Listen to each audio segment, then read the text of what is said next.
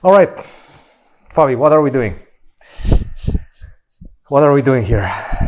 This is the first and maybe the last in the chess world, chess YouTube world. We're playing Super Smash Bros.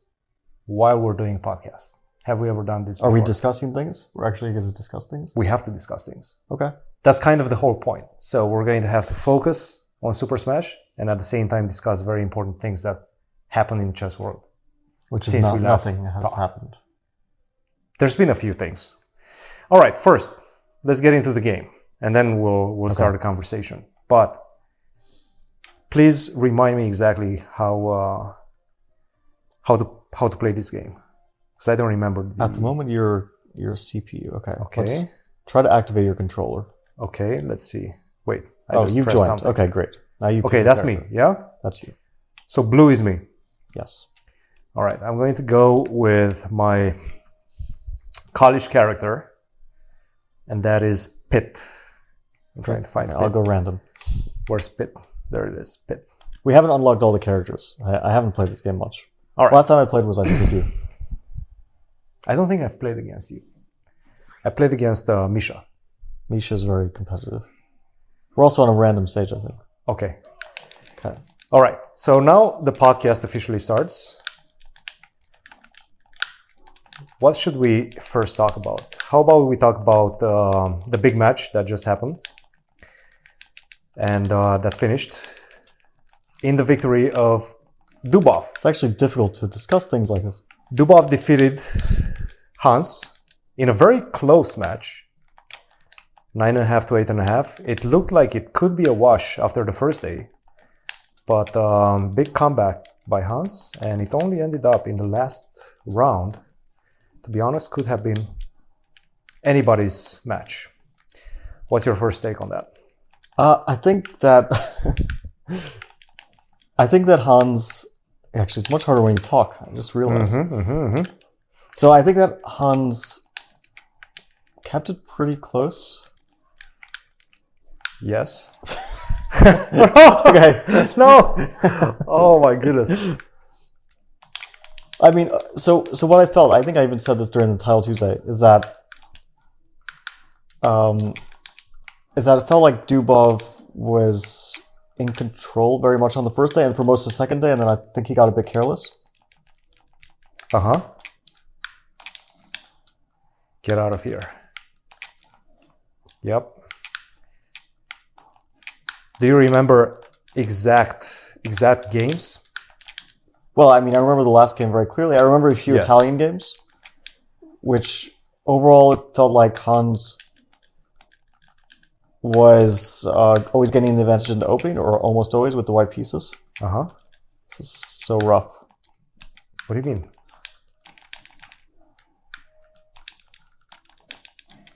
No. Oh, what? No. Okay, finally. Finally. Okay. So he was usually getting the advantage in the opening, and it felt like he was also countered. He was also playing faster usually at the start. No! Come on! What are you doing? I'm trying to fly. Oh no! Like, I felt that he's more or less. I don't know if he had a better feeling in the early start of the game, in the middle game, but he was usually getting the better of it and usually playing faster too. Have they done the lie detector test? No. That will probably come at a later date. I know they haven't done it yet. What do you think the question is going to be? Oh. We sort of discussed that. I mean, it's probably something...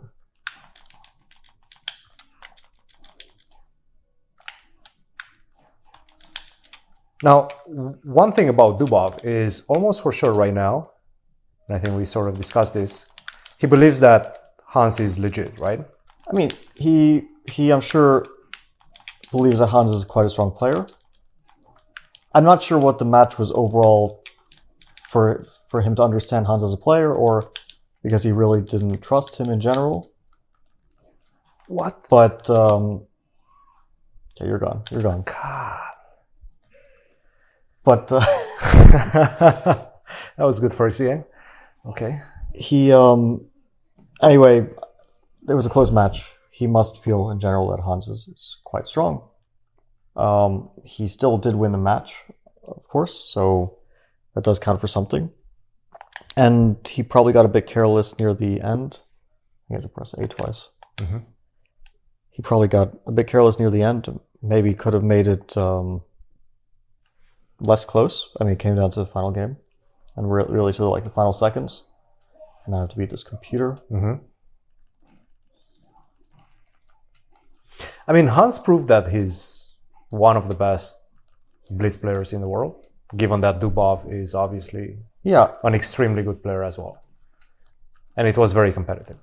So, yeah, Dubov is definitely one of the best Blitz in the world by results. It's impossible to deny that. I mean, basically 3 strong World Blitz Championships in a row, including one.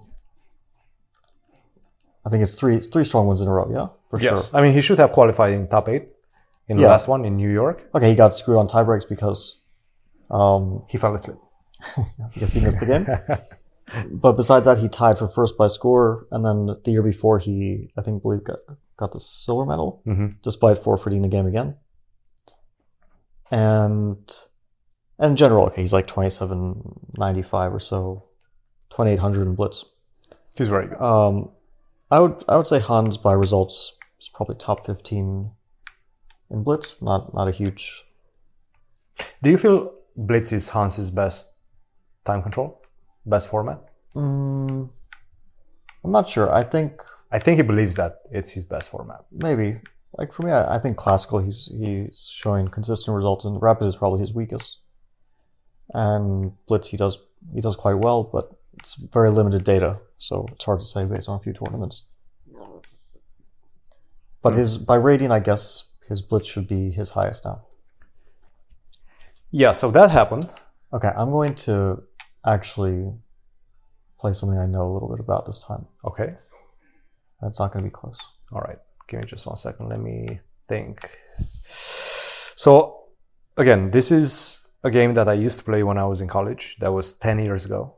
And since then, the only time I played was here with Misha. That was it.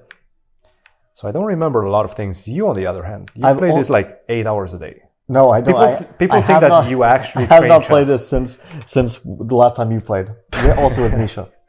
People think that you train chess, that you go all prep. But in fact, I prefer playing other games. Also, I'm here on my own. I'm playing solo games. Okay, I'm playing the guy with the big sword. All right. Didn't you play this guy?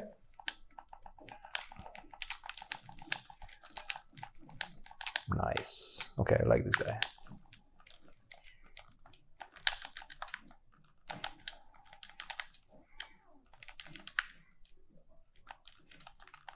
No.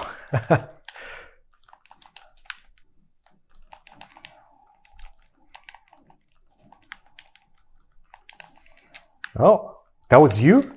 Wait, how did you get that? What? Ah, you're doing the egg thing. Okay. No, I'm not doing any egg thing. So how are you actually? Some moves I think have priority. Okay, get out of here. Yeah. All right. So back to chess. Good competitive match. Looking forward to see what the question will be. So, like, one thing that I really did notice is that, in general, when it came down to seconds, Dubov was usually much stronger. One thing about Dubov, he seems to have very strong nerves. I mean, I think that he's a very good time trouble player. I never felt like he's saving a lot of points, especially in endgames. Oh, what? I ran into that?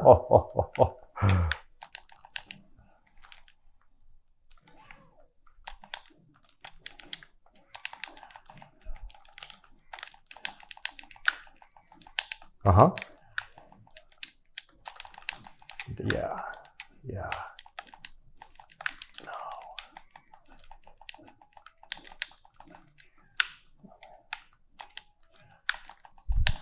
No.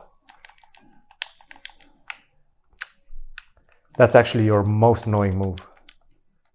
When I'm coming down. Boom! I like the sound effects. Wait, okay, we have to talk about something. Yes. All right, so overall, good match. Oh wait, this is not as... Hans is probably back in the States, and not without controversy. He's been obviously... But we don't actually know that he's back in the States. We don't know where he is, right? Do we? No, it's an assumption. We guess that he's not going to stay unnecessary time in Russia. But he's back, or maybe not. Well, I mean, yeah. Okay, But the discussion that he was mentioning, and he was the controversy that I'm talking about is obviously him talking about not getting invites to the St. Louis Chess Club, to the competitions at the St. Louis Chess Club, specifically the American Cup, which is about to start